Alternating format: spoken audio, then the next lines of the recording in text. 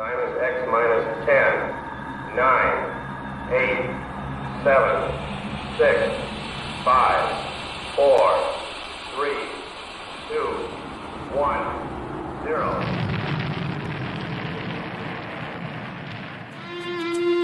It's the Rocket Hour.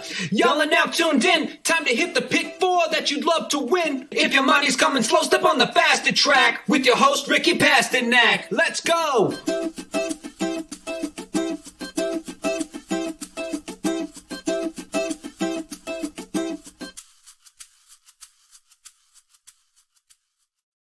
Hello again, everybody. Welcome back to the Rocket Hour Friday edition. We're staying beneath the Twin Spires today because they're off the turf seemingly everywhere around the country, but not at Churchill because there is no turf racing. So 10 good races. We're going to go to the late pick four at Churchill. Are you excited to be back at Churchill Downs? Yeah, if you were just looking outside like I am, it's like crystal clear, blue skies, no clouds, like if you just popped out of space, you'd have no idea why they'd be off the turf. But if you were here yesterday, right around 4 or 5, it started downpouring. So yeah, it makes sense that we're kind of back. Not having any turf racing really allows us to kind of avoid a dead end because, it probably would have been rained off at Churchill as well. So this gives us an opportunity to just stay on the dirt. Yeah, I think if you just popped out from outer space, you might not care if they were on or off the turf at Belmont. But if you did care, you would be confused. I do agree. Yeah, it's like literally like looking probably into like Pennsylvania. There's not a cloud in the sky. It's absolutely perfect. Well, that means they should be on the turf for action tomorrow at Naira. So that's the good news. The good news for you guys here is it's not going to matter. Like I said, we're at Churchill Downs for the second day in a row.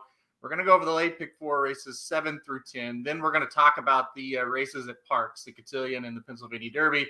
And then we'll squeeze in a little college football talk at the end. I think everybody's been enjoying that on Fridays. But we'll get to business first. I'll put the graphic up. It's race 7 at Churchill Downs. That's where it'll start. Like I said, 7, 8, 9, and 10.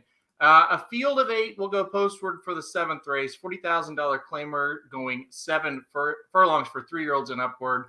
I thought it was a tricky race to kick us off. So go ahead and get us started here, Ricky.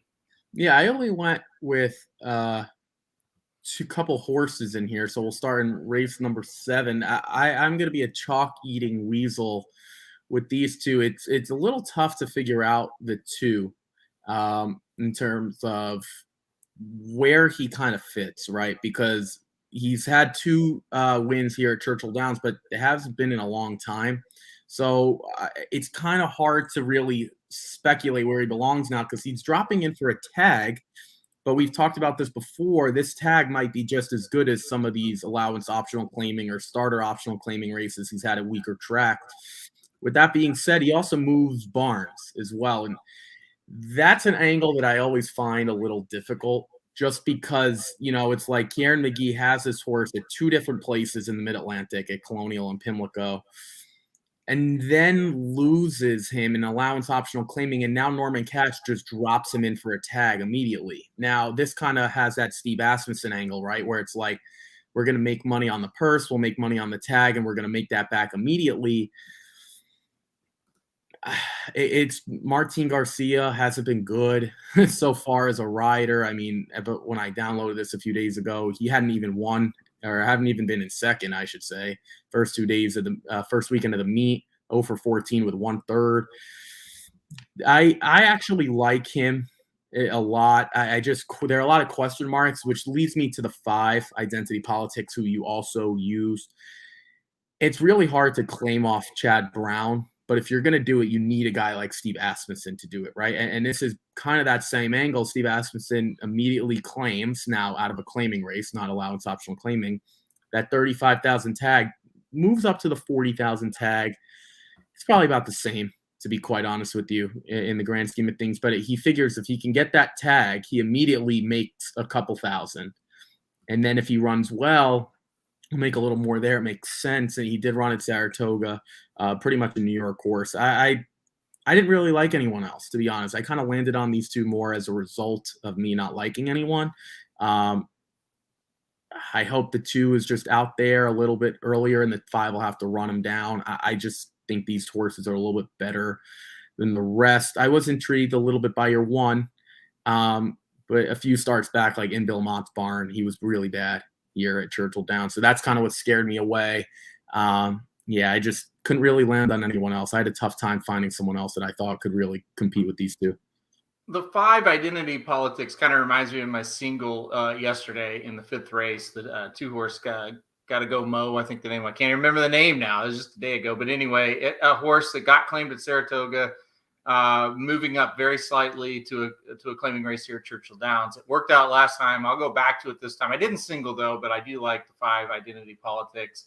For first time for Asmussen to Chad. I mean, that's, we're talking about dirt horses sprinting, may even be a move up, right? And another big thing about the 5, 7 furlongs seems to be where this horse really likes to run.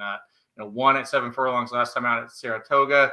You look back, won a 7 furlong race at Belmont back last year. So this horse certainly has some good form at the distance. So I thought the 5 was a top choice. You talk about this one. Joe Sharp sometimes will fire with a horse that kind of looks like this, where the form is kind of muddied up. I think the horse dropping down in class makes a ton of sense. Obviously, the horse really hasn't been competitive against tougher. I like the drop. I like the rail draw. I like the jockey, Brian Hernandez Jr. a lot. I like when he rides for Joe Sharp. So I thought there were enough positives to use this horse at 5-1. And I threw in probably one that you think's a little bit of a weird one. What about the 4, My Man Flintstone? That was the 3rd horse I used. Did you consider that one at all? Yeah, that was the next horse off the ticket. So if I really wanted to go a little bit deeper, I would be into the $54 range with this horse. I'm with you. I think this horse makes a lot of sense. We've just seen him compete against much better, and more times than not, he's run decently. Like, he looks like the perfect drop-down candidate because of the price. If he were to 6-1, like, I would take him at 12-1 over the 1 at 5-1, because this is like a logical drop. The 1's not a logical drop. He's a forced drop, is what I would like to say. Like, he has to go. The 4 doesn't have to. So I'm with you. I kind of, the 4 is my 3rd ranked horse in this race. Well, I'm glad you said that. I looked at it. I was debating between the 2 and the 4 as to who to put as the 3rd horse in. And I thought, well, the 4 offers value. And I really, it's a situation where, the 2 looks good. The form's pretty strong recently. But I think this 4 can run just as well. And I think the 4 might get the lead over the 2. I think they're going to be battling it out for it. And I don't know. I just thought drawn outside, the other speed. Maybe the 4 kind of sneaks up, gets the trip, and wins. So I thought that horse to use at 12-1 made a lot of sense. So I went 1, 4, and 5. Year 2, I get it. And I think you said it best. The pace does look like it's going to set up pretty well for this horse. Obviously, the form is good. I'm a little concerned about the new trainer. It's not, he's not the best at Churchill Downs. A decent trainer with decent percentages. But Norman Cash's Churchill percentage is not great. So that caused a little bit of concern, especially at 5-2.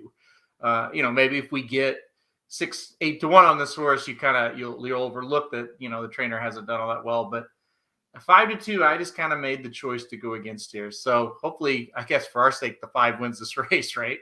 Yeah, well, if the 5 wins, we're going to be getting a real short price. I don't.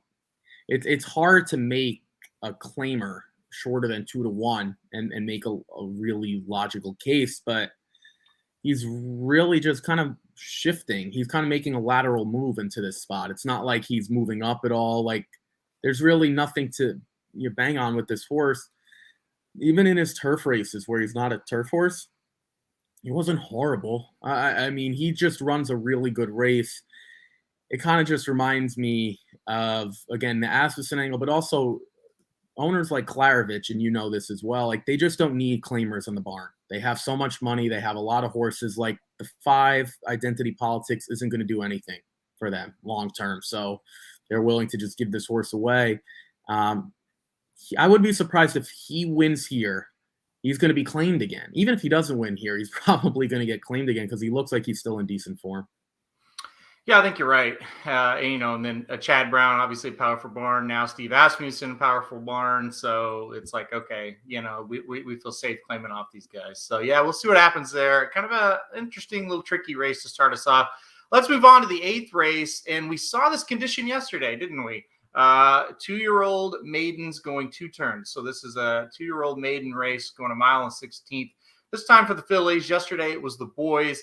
You were all over the winner yesterday in the maiden race going 2 turns. I'll let you kick it off here. Field of 8. Who we liking in this one?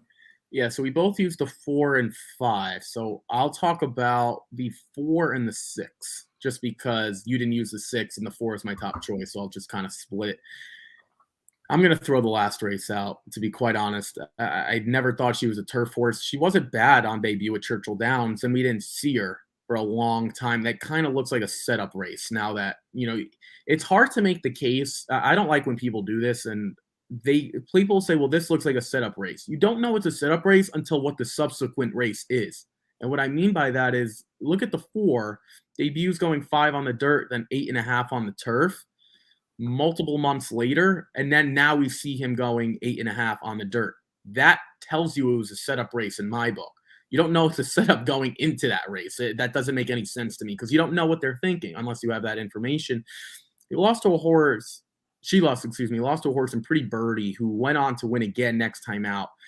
That maiden special weight race might come back to be a little bit better. There was an speedometer who I think that might have been an Asmussen as well. We also, don't quote me on that, but we thought highly of her. I think she ran at Saratoga in her next start as well. So maybe that race was just better. She is 2-1. I don't know how much speed she has, but it makes sense she's going to go longer here.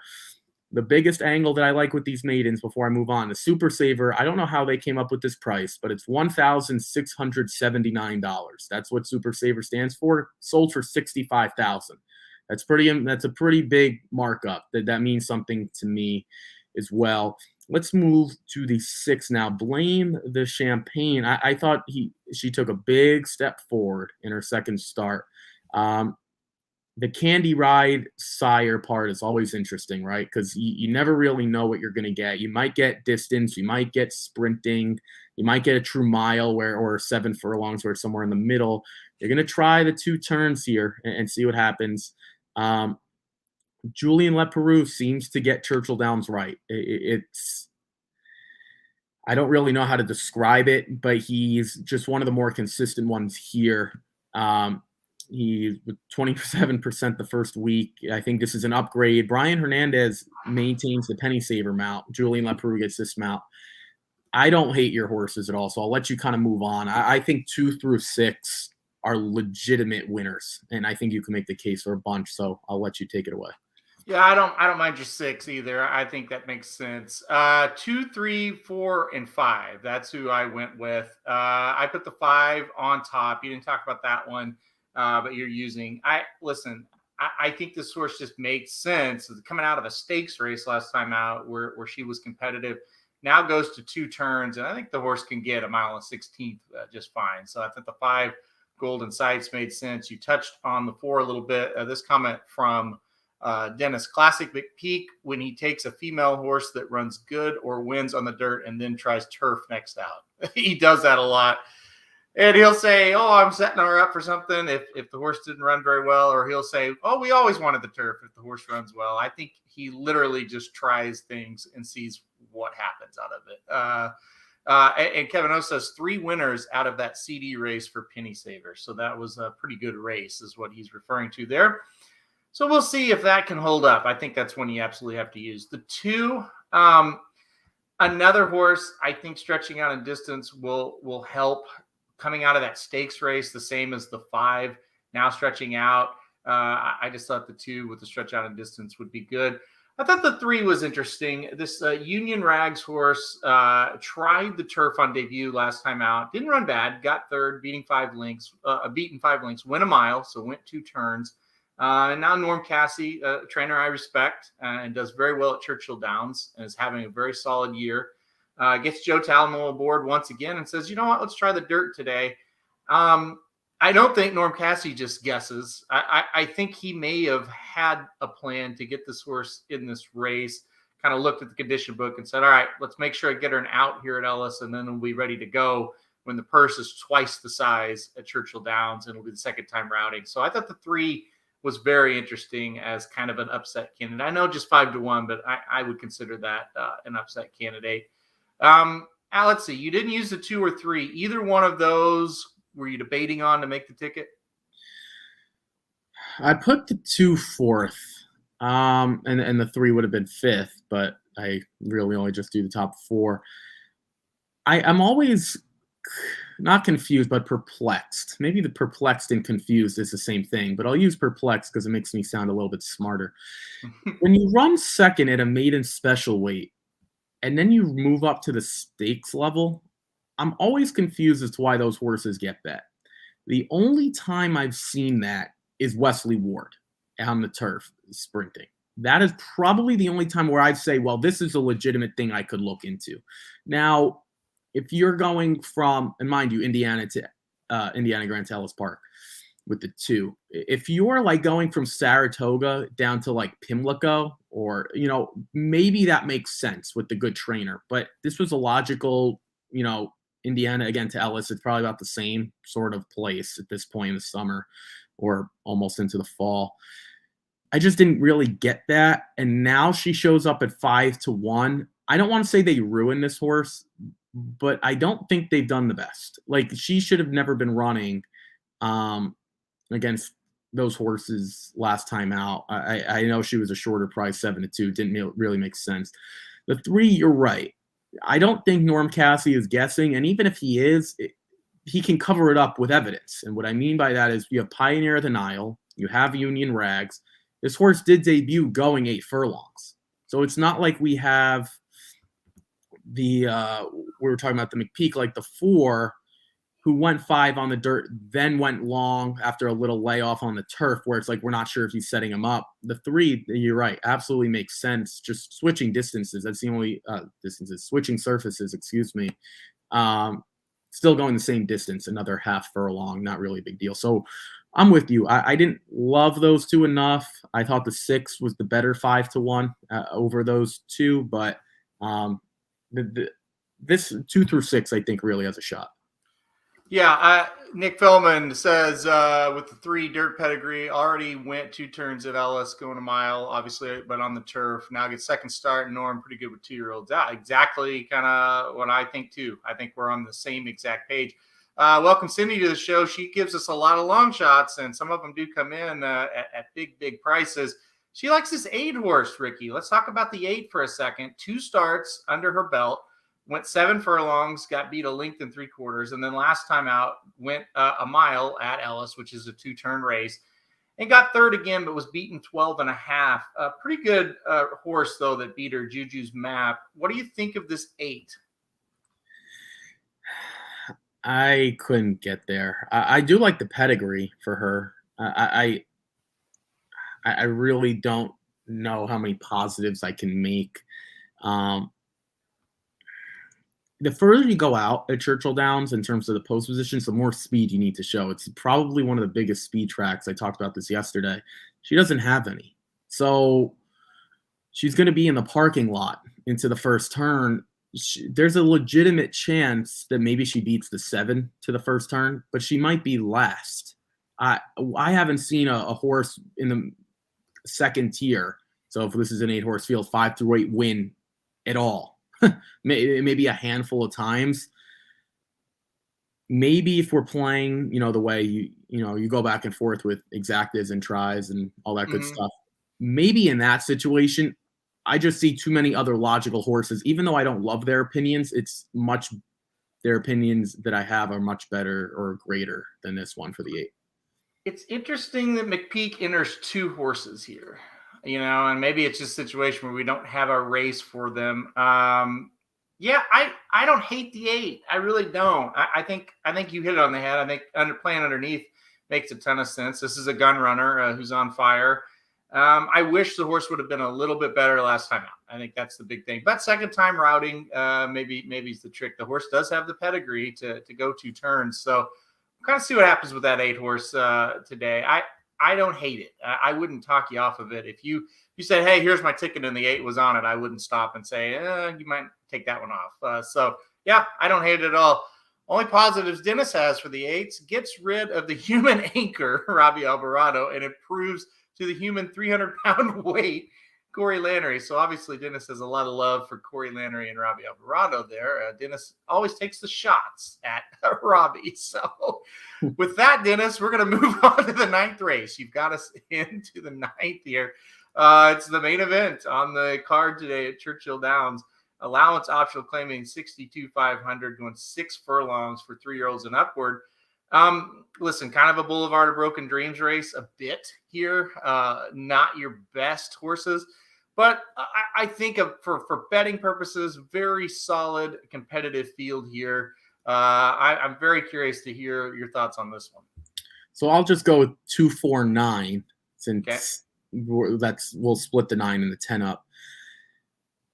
Dean Martini has just gotten me every time. I don't know why I continue to use him. He's not as bad as Rock Emperor for you or Sadler's Joy for me. I don't know why. He just always seems to have more talent than some of the other runners that he's facing. But I just think 10 to 1 like this, to be honest, I don't really have a good reason. I don't like to come on here and admit that sometimes, but does this not, to your point, the Boulevard of Broken Dreams, like if you don't have a few prices on your ticket, I think you're nuts in this type of race, to be honest. And for him, whatever his best race was, and that was a long time ago, is early in 2020, that would still be good enough. And he was really bad last time out, but he was, in the 4th path, he was wide.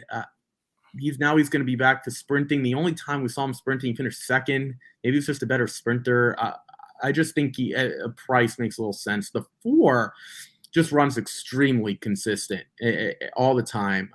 Ellis, don't necessarily look at the conditions, the AOC 40. Let's kind of focus on the 3 Churchill Downs races. Are those not good enough? I think they are. And 8 to 1, as Nick says, he's been trying to get Coltonator home for a long time. I have as well. But it's hard to excuse the race where he was 4 to 5. I'll give you that. But he lost to a horse that I'm going to be talking about, Sir Alfred James, who will just be extremely happy that he doesn't have to see Bango, because he's lost to Bango twice now. And in the race back in April, he won. If he can return off the layoff, I think this is the horse to beat. You also used him. I don't know where you ranked him, so you can divulge that information in a moment. I think, again, it's hard to really just trust these horses because they're not stakes level, but they're like all around the same in this AOC level. So I did use the 10 as well, Shoplifted, who I'm sure will get me as well again. But I think the 9 is the best horse. And I wanted to use a couple long shots along with the 10. So I went 2, 4, 9, and 10 in here. First of all, the 9 certainly is the most logical winner, dropping out of stakes races now to here. But, his form isn't just great. He's not one you're like, oh, I'm excited to go bet this 9 Sir Alfred James today at Churchill. That's why I'm showing up. It's just not that way. Yeah, let's talk about this 10.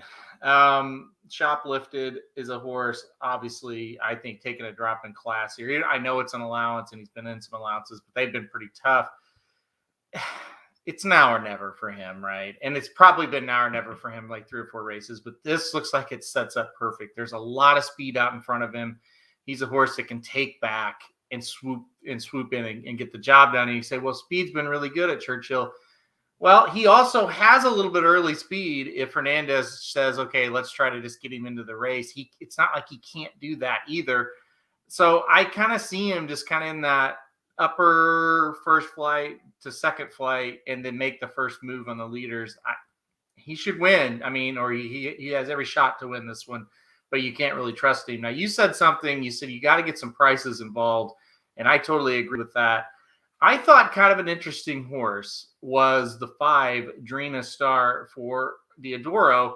This horse has been hanging out at Canterbury and running pretty decent. Kind of ran into a really nice horse last time out and got smoked with 3 races back, won. a stakes race at Canterbury. If you look back in the kind of the winter / spring, was running really well at Oaklawn after getting claimed by Diodoro. Shows up here 8-1. That's good. I don't know. I think he sneaks this horse in and gets a shot and gets a price on here. I really like Drina's Star, the 5. I actually put that horse in second. The other horse that I put on the ticket with a little bit longer price was the 8. So let's look at the 8. Last time out, won on synthetic at Arlington and looked really, really good. But 2 races back, ran at this distance at Indiana Grand and just crushed a maiden special weight field. Now, I realize much tougher field this time around at Churchill Downs, coming to an allowance race. But I think this horse is the speed of the speed. I think he's drawn outside of the other 2 horses that want to go early. So I like that. And we talked about how speed's been really, really good.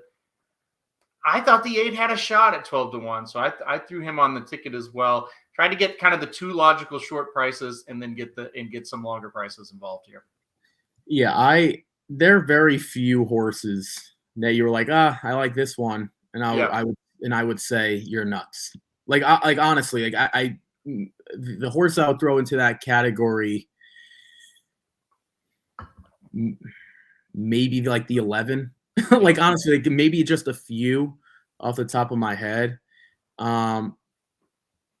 Even the 1, like you don't want to trust Prairie Meadows, but he's extremely consistent. Like, you know, we're talking about the 5 Drina Star. I don't particularly like him, but yeah, throw that turf race, you know, like throw a couple of those out. Yeah, you want to go back to those Oaklawn races? Like, he makes sense.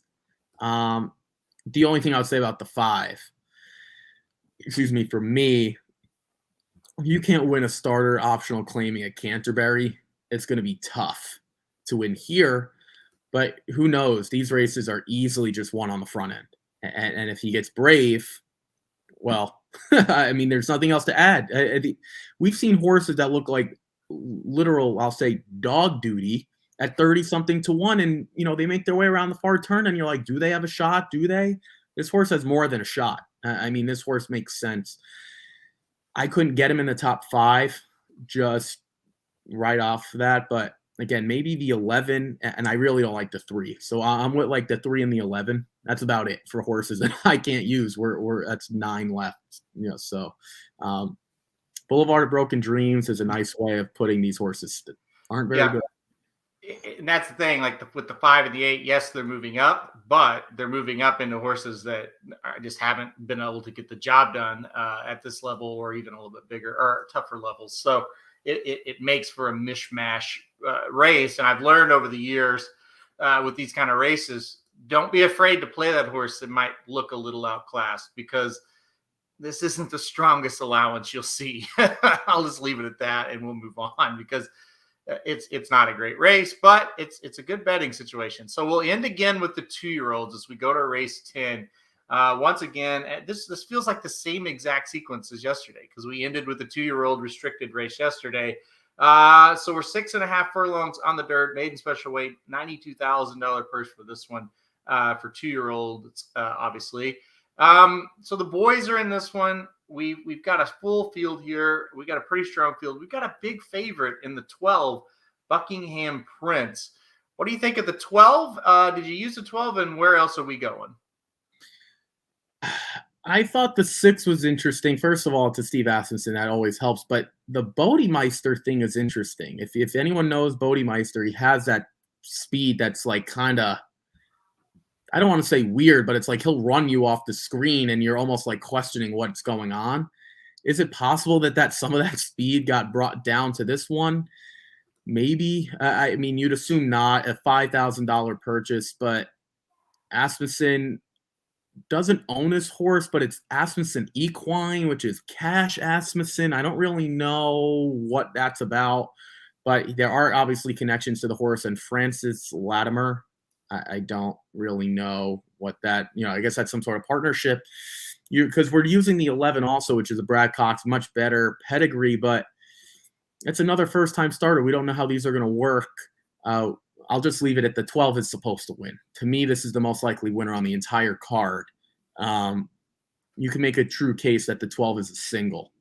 But I do understand why you're using a Brad Cox 5-1 Florent Giroux as well, just like I am. But I just thought the 6 was interesting. There are a lot of things that you like, even though this horse probably won't run well. Like I'm admitting that, but I don't know, the connections, the trainer and owner, Joe Talamo, Bodemeister, which he's always had speed.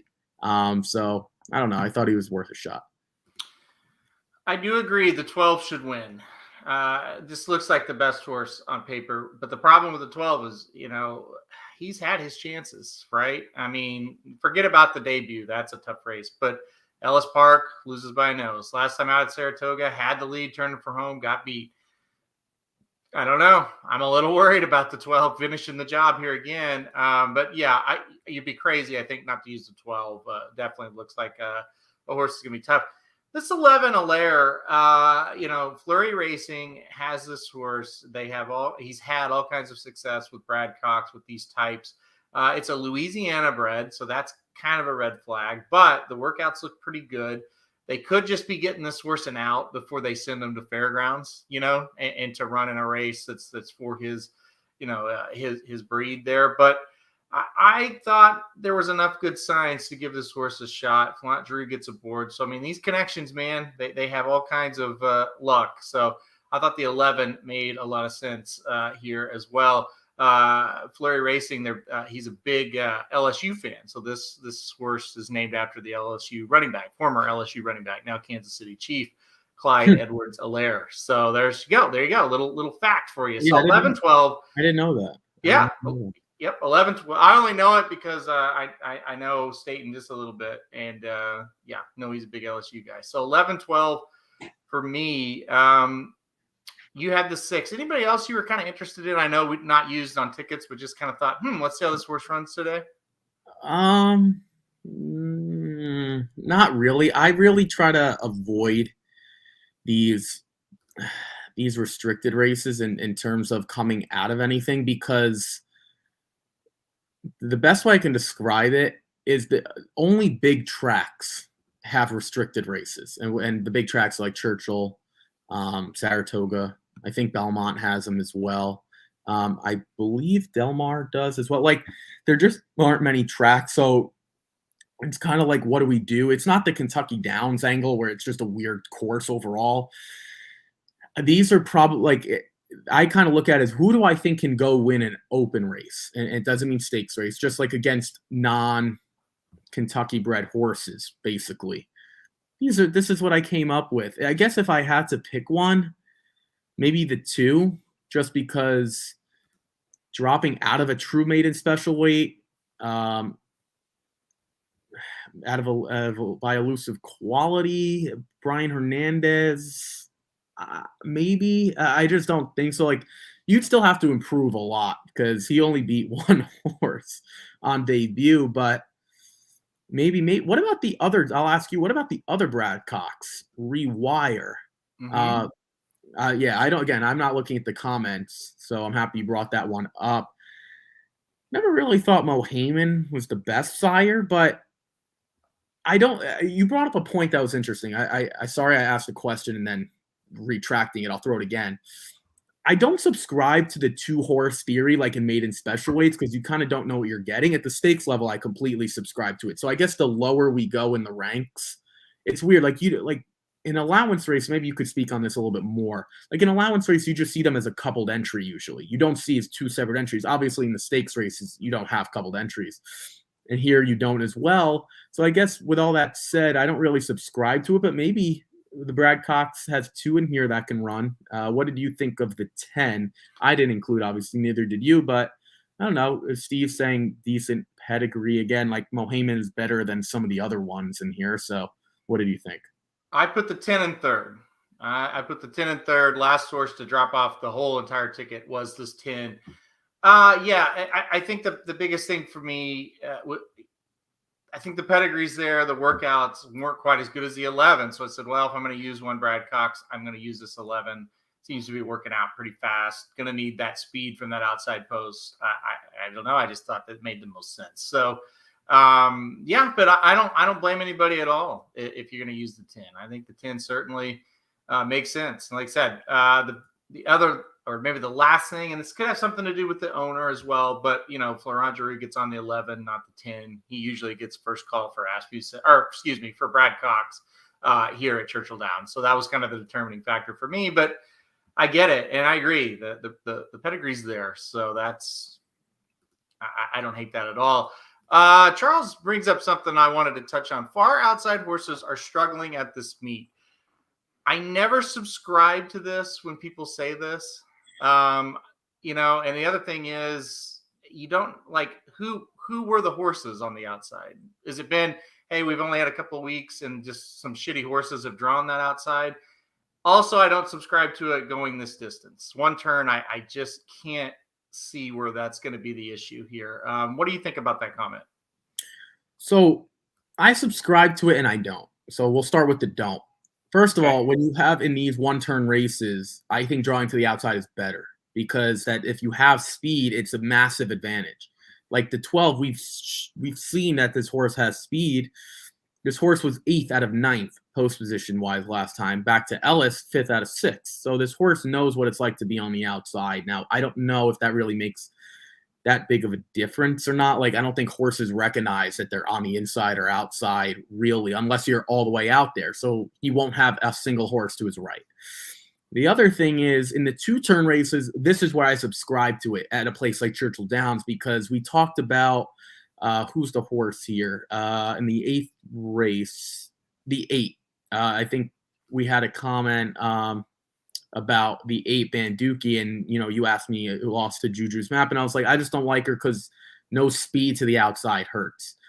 You have speed, I don't think it matters. If you don't have speed, it's probably not going to matter anyway, but it's just another disadvantage. The best way I could describe it, and maybe you'll agree or disagree, it's like the Derby. Like, if you're really good, you could win from the 17. It's not a good place to be, but you could do it. Or the 16, or usually you want 5 through 9 or 6 through 10 or whatever. But at the end of the day, I do think I'm with you. It really comes down to the talent of these horses.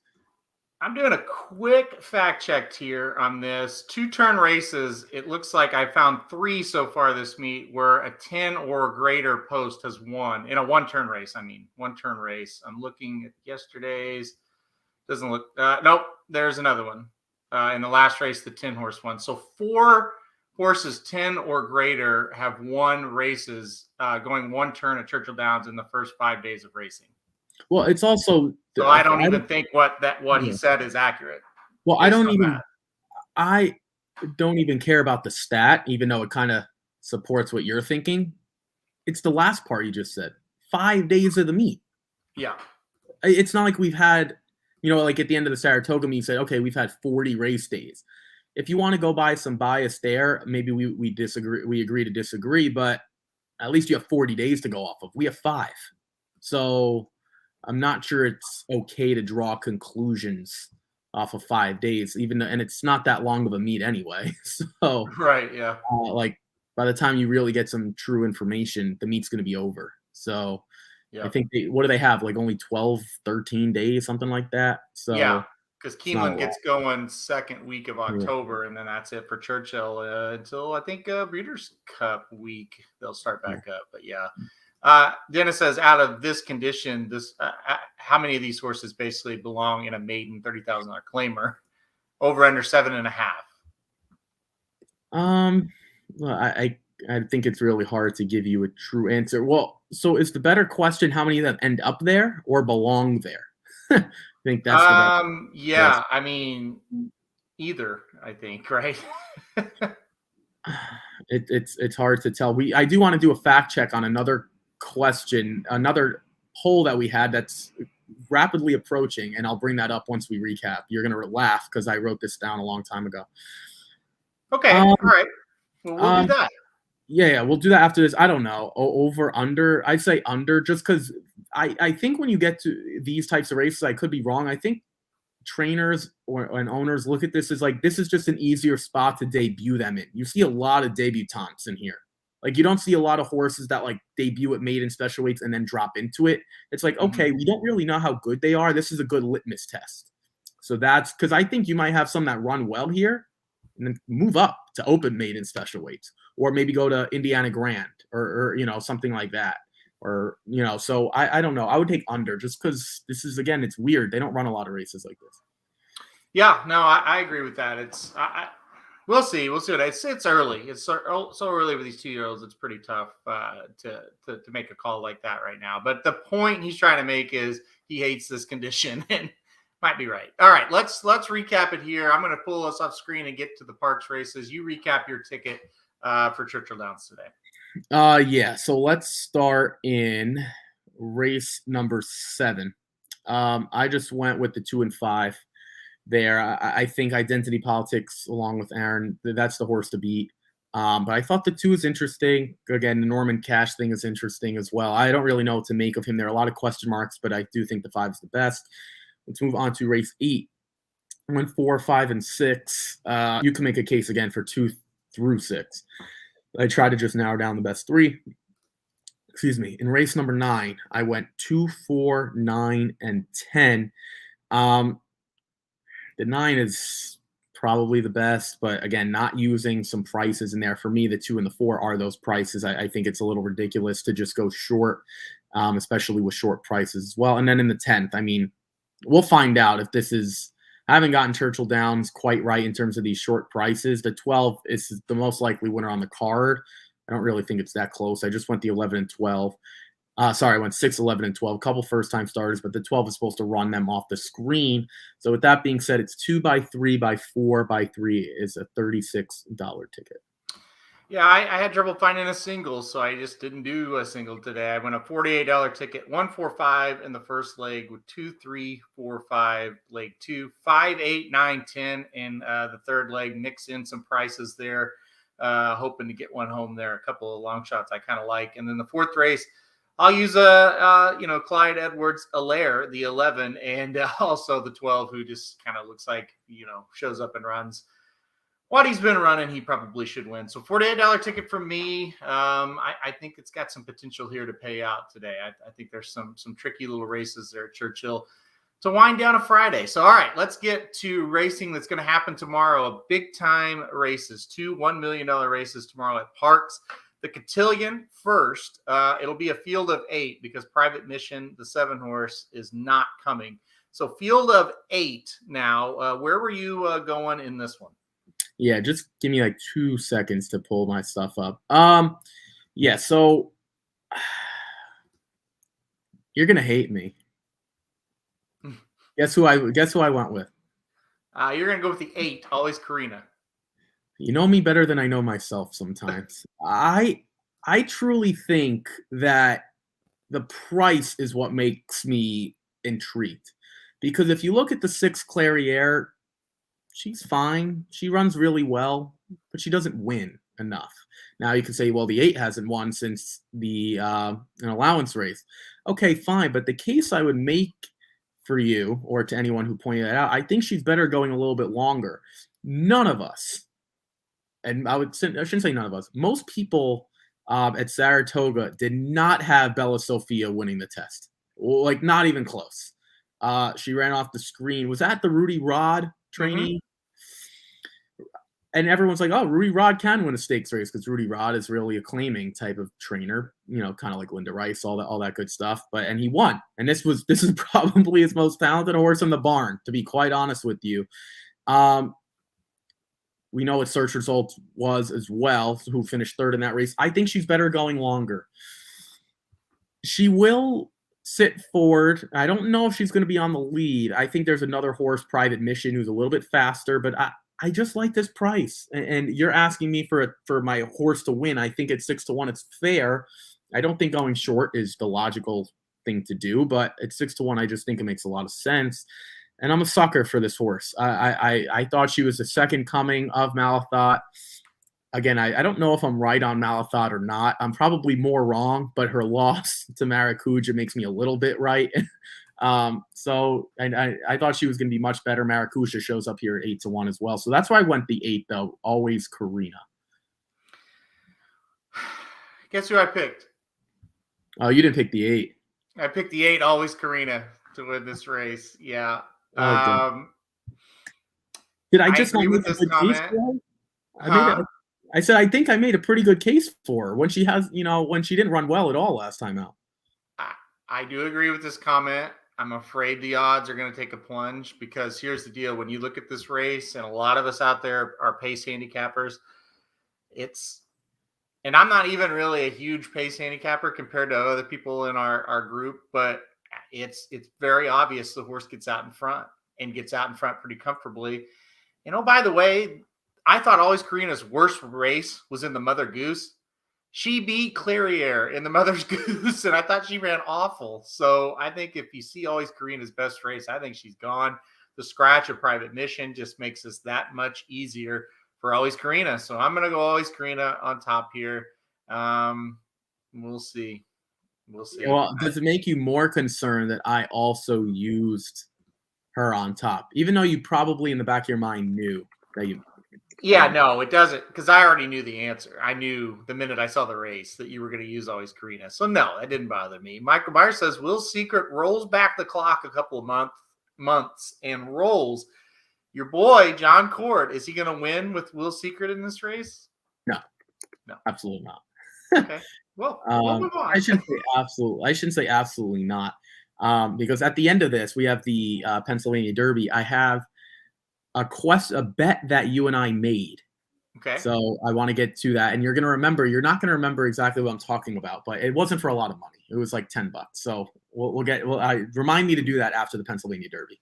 Okay, Pennsylvania Derby. We'll go to that, and listen, I'm really curious what you're talking about. So we'll get through this one very quickly. You just give a pick and move on. No, Field of 9 is what this is going to be. The 9 Medina Spirit scratched out of the race, obviously. For Bob Baffert, leads to the field of 9.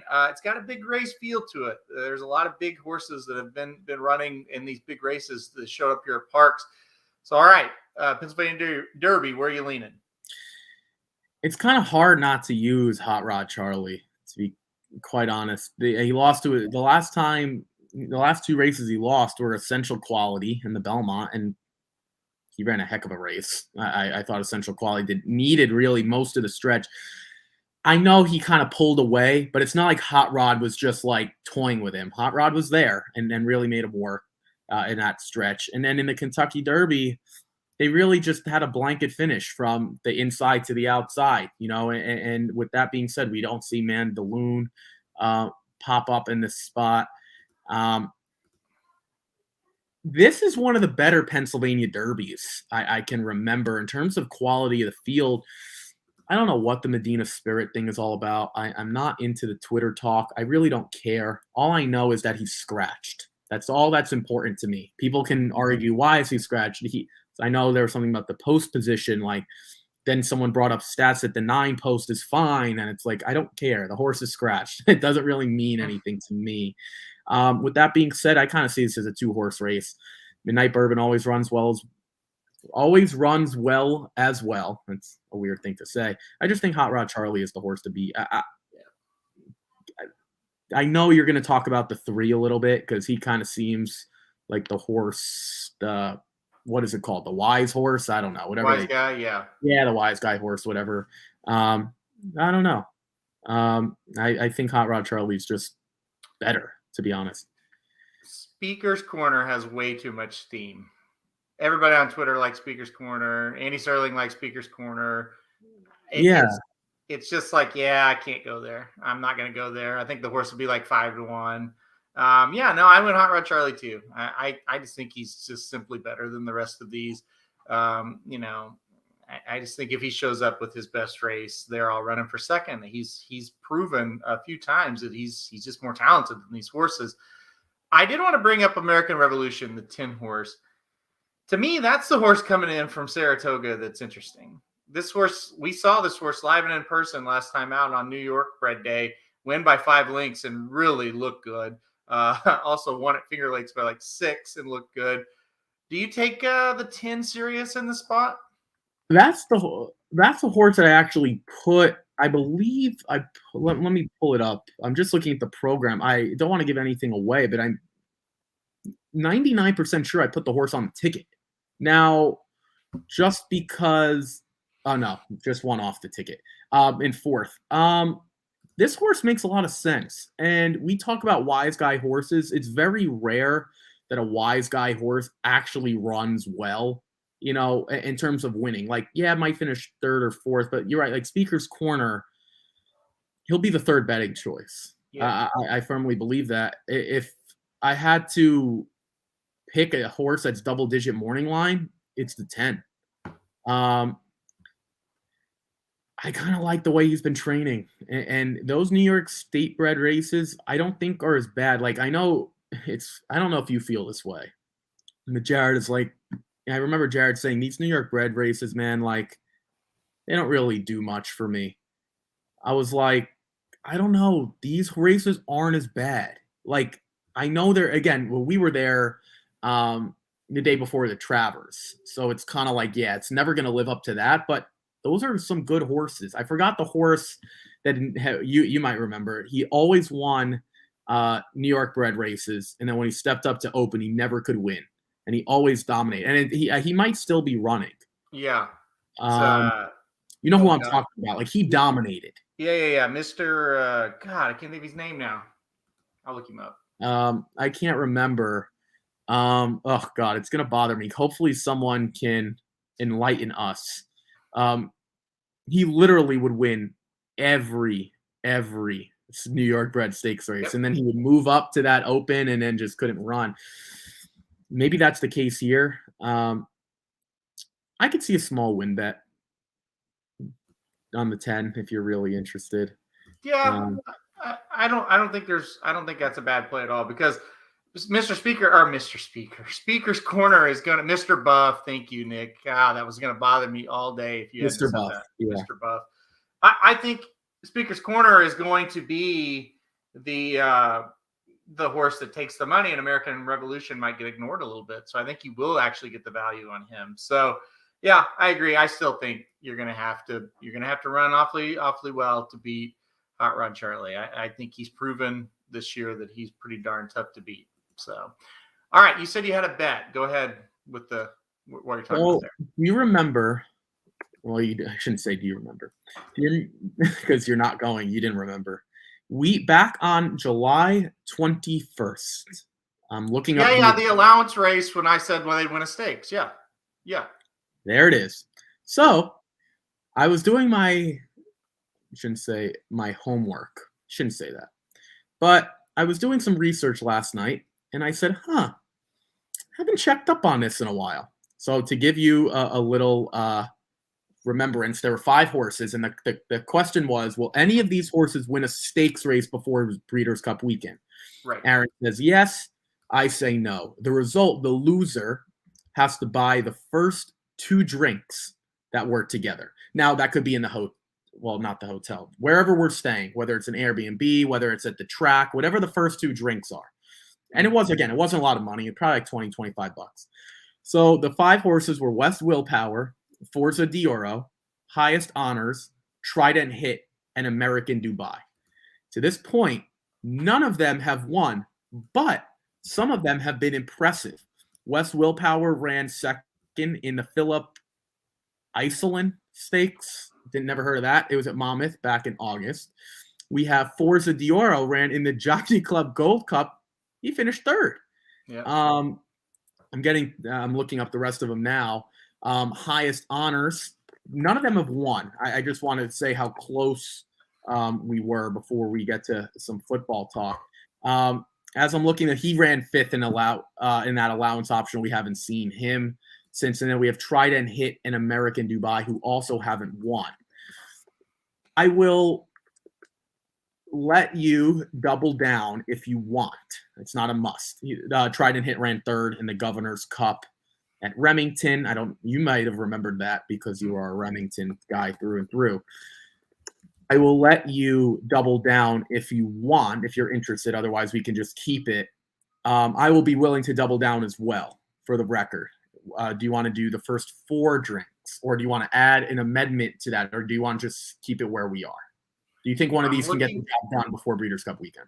I'm looking up Forza Dioro's workout pattern because Westfield Power runs this weekend against Silver State. I don't really think that horse is going to. Forza Dioro's been training. And it doesn't have to be a true double down. If it was like a free $20 bet, that's like the same thing as a double down, as far as I'm concerned. Like something similar of value. Let's see. And that's completely up to you. I'm willing to double down if you want to keep it just to the 2 drinks, we can keep it there. I'm not pushing for either way.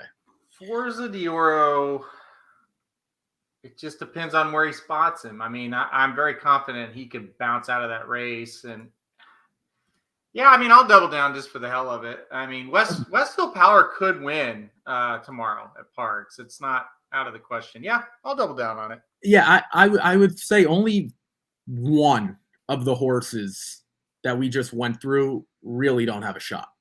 Mm-hmm. And so with that being said, yeah, you have a better than, well, you can't go 50-50 because there's 5 horses. Okay, so we're officially 5 weeks away, right? 5-6 weeks away, maybe? I don't know. It's 5. It's early in November. 5 weeks away to the Breeders' Cup. So we'll see. And these horses probably all have about 1 start left before that weekend. Now, we never discussed if they were to win on Breeders' Cup weekend. Oh, no, I said before Breeders' Cup weekend. Okay, so I guess they have up until Thursday afternoon to win a stakes race. That would be pretty funny if one of them were to win a stakes race Wednesday or Thursday. But, yeah, so double down. I think you got 4 options. But let's move on to some football. I just wanted to update not everyone, but more so you, because I completely forgot about it. And I was going through a couple of notes, and I was like, I haven't looked at this in a while. So I thought that was a little funny when I was looking through it.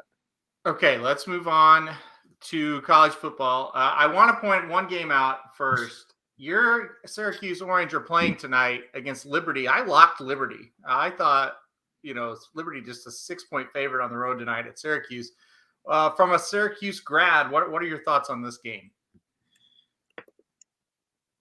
It's really, really sad that we're still an underdog. And here's the reason why. Playing Liberty team that you already lost to on the road. I don't know if it was last year, maybe 2 years ago. I believe that was the game Hugh Freeze coached. I don't know how much he coached, but he coached from a hospital bed. So now let's fast forward. Liberty is the more talented team, but you're playing at home on a Friday night. There are never any Friday night games. They've had success on Friday night. They've beaten Geno Smith in the past on Friday night. They've beaten Kelly Bryant and Clemson on Friday night in the Dome. They have success. They're 7-point dogs. What that really means is they're double-digit dogs if they were to go play at the University of Oklahoma in Norman. This is not good. I would lean Liberty. I really, really would. If the 6.5 makes sense, the 7.5 I would probably lay away. No interest in Syracuse. I'll just leave it. This team stinks. When you score 7 against Rutgers, you stink. I'm sorry. And I don't know, they played the deaf, dumb, and blind in Albany last week. Irrelevant to me. So yeah, Liberty all the way. Low scoring game. The over-under is 54, but I would take Liberty if forced to pick. Yeah, like I said, that was my lock of the week. Liberty -6. I had a -6 yesterday. I just think there's no way they don't cover that. It's crazy to think that. How about OU? They're 17-point favorites against West Virginia. OU has not even been close to covering, either one of their games against real teams. Do you think, this week's the week for Oklahoma to cover? No. Vegas is projecting like a 35-20 type of game. Mm-hmm. West Virginia is one of the few teams that, and I've said this before, they play SEC Big Ten football right now, but they're playing it in the Big 12. That, to me, those Kansas States, those are the teams that give Oklahoma the biggest issues. I don't think you want to outscore Oklahoma. I don't think that's the way to do it, unless you're like Alabama. Like, okay, fine. West Virginia can run the ball. They can play better defense than almost everyone else in the Big 12.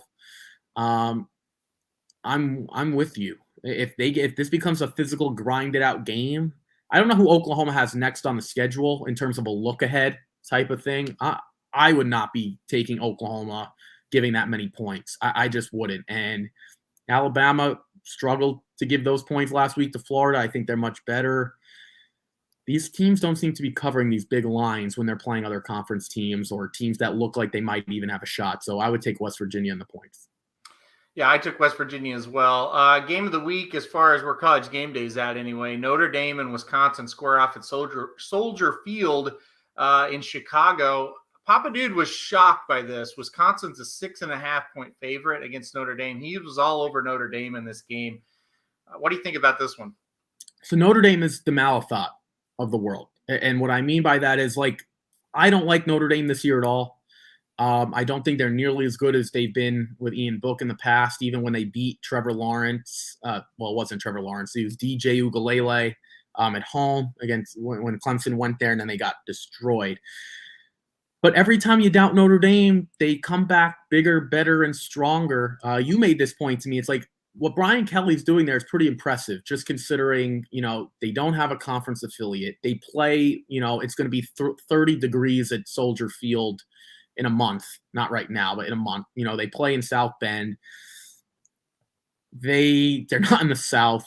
Like, it's this old school type of style. I do like Wisconsin, but that's a lot of points.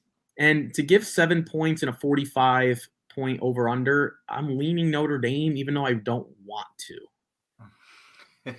Like, I really, in my head, my head tells me to take Notre Dame. My heart is begging me to take Wisconsin. So when it comes to that, it's usually a stay away. Oh, always stay away from Ricky's heart. It's black as coal. Notre Dame right now, especially right now. Notre Dame, Mike Mueller said he's struggling this year, but they play tough when needed. I think they play tough enough to cover this. I took Notre Dame as well.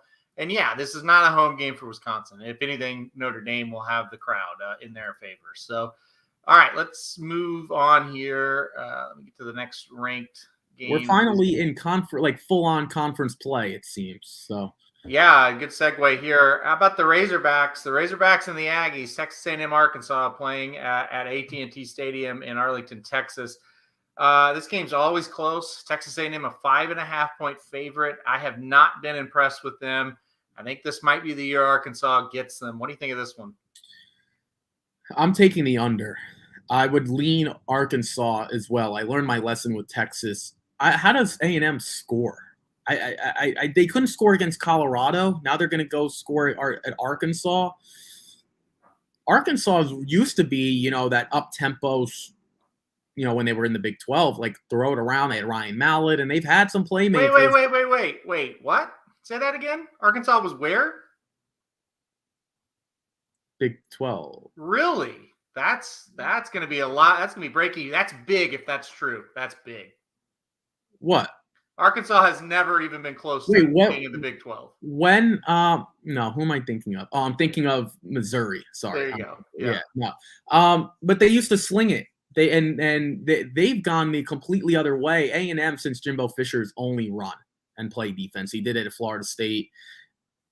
How do they score? How does either team score consistently? I just don't see it. And they had their starter, A&M, has like a hairline fracture in his foot. I think Hank Calzada is going to be starting again. He looked dreadful on multiple occasions. The Arkansas has one playmaker. I forget the name off the top of my head. He's like their do-it-all type of guy. He kind of needs to be the game breaker, but I don't see anyone scoring.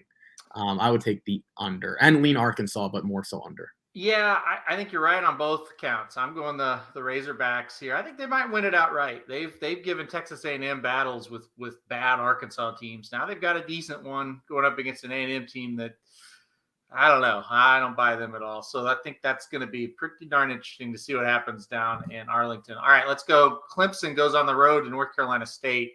I thought this was very intriguing because the line is Clemson -10. They've had trouble scoring. They only scored 14 last week at home against Georgia Tech. Is Clemson going to cover this week? Will they wake up? I want to say yes, but I'm really saying yes because of what we've seen in the past. It's not really so because of what we've seen this year. It's kind of like this, you just trying to trust them. Is Dabo not your Todd Pletcher right now? Like, you just kind of have to trust them. 10-point favorite, though, with a 48-point under. It's a lot. I would still lean Clemson. It's a lot of points, though. I prefer 9.5 if I can get it, obviously. This is a stay away for me as well, I think. Yeah, I agree. Stay away game. I took Clemson. I think they got the mental edge, but it's a stay away game for me, no doubt about it. That's a tough one. Let me get to the night games here. How about this? Kansas State goes on the road to play Oklahoma State. They're both undefeated. Oklahoma State has not been impressive, but they've gotten wins. Kansas State has a couple of nice wins. They've been a little bit more impressive. Oklahoma State a 6-point favorite here. Where are you leaning with this one?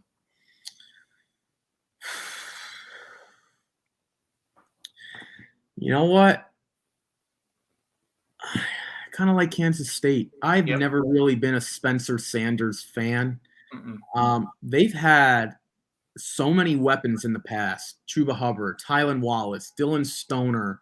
The list goes on and on and on. And you can go back to like the Brandon Weeden days where they had Justin Blackmon. And, they just don't really have it this year. And I don't know if we can pull up their schedule. It seems like a fraudulent 3-0 Oklahoma State in terms of who they've played.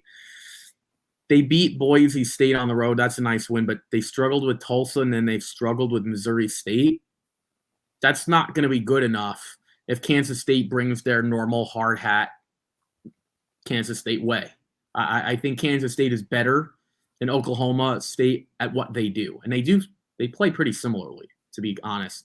So I would take Kansas State, and I think I would even consider the money line, to be honest. Kansas State is one of those teams, you've seen it with Oklahoma. They can go on the road and win, not just cover. They'll go win. So that's kind of where I ended up. Yep, I'm with you. I think they can win that game outright. So I think that's going to be a pretty interesting game. I think it's going to be pretty close. I think it'll be pretty entertaining. Is there any other game you saw on the lines you want to talk about, or you feel strongly about, or are we good to wrap this thing up? There's one late game that I don't. Once I see it, I'll remember it. The Oregon State USC game. Okay. Yeah. From where I stand, I'm not sure where USC is really going as a program, and I am going to look for. I don't know if I haven't done enough research yet. First of all, these 10:30. I told you these 10:30 starts are brutal. Anyway, if the research comes back and the stats back it up, and some of these betting angles I like to look at back up, I'm going to take Oregon State in the points. Just because USC, I don't know if they're going to be in free fall, but they just let go of Helton. The only talk about that program is two things. Keaton Slovis, where is he drafted? And who's next in line to be the head coach? Mm-hmm. With that being said, Oregon State is another one of those tough programs that I think get overlooked a lot of times. Late game again, 10:30. You'd think USC will bounce back. That's just a lot of points to give, and Keaton Slovis can't really do it by themselves. They've lost a lot of weapons, receivers in the last couple of years. So I think Oregon State in the points as of right now before I make an official bet. Yeah, I'll stay away from that one because I'm not sure what either team is, but I could see that kind of going either way with the point situation. We'll see. One thing about it, Stanford was awful the first week at Kansas State. They switched quarterbacks, and they've looked pretty good since. So maybe Stanford's a little bit better than what we thought. They host UCLA this week, so we'll kind of get an idea of what Stanford is. So, there's a lot of interesting games this week in college. A lot of games where we're going to kind of find out who teams are and who they're going to be going forward. So, all right, Ricky, we're going to wrap it up here. Any final thoughts before we leave for the weekend? No, it's another great weekend of racing. The next time you see us, it will be like September 30th, which means we'll basically be we'll get to Wednesday racing once Keeneland opens up. Yep. So, which is not, I don't think they're not next Wednesday, right? I think they're the Wednesday after, I believe. Right. So we won't be on Wednesday again. But yeah, just another great weekend of racing. Parks has one of the best cars that I've ever seen them put together. I don't know if it's worth making the trip necessarily for someone like you, but you know what? I wouldn't be surprised if I got down there. It's not an hour and a half. Maybe I even just try to go for the big race or something. We'll see. It's just a great day of racing. Another good football slate as well. Make sure you check out racingdudes.com for all of their new logos. We didn't mention that yesterday. Racing Dudes Sports has a new logo. The font and the look of Racing Dudes, the homepage is a little different, not overwhelmingly different, but a slight edge, a little bit more of a modern look. So make sure you check that out. There's multiple free articles for sports, horse racing, all that good stuff. So before you get your betting underway, wagering underway, whether it's horse racing or football, make sure to check out racingdudes.com and racingdudes.com/sports. Yeah, that's right. We got a lot going on there for sure, and a lot of free articles and free picks. You can find the podcast for Dudes Who Bet Sports. If you missed it earlier, you can find it there, and you can find it, of course, anywhere else that Racing News podcasts are around. We're also there as well. So, all right, that's going to do it for us. We'll see you right back here next week for the Rocket Hour. Good luck to everybody this weekend, and have a good one, and hopefully a profitable one as well.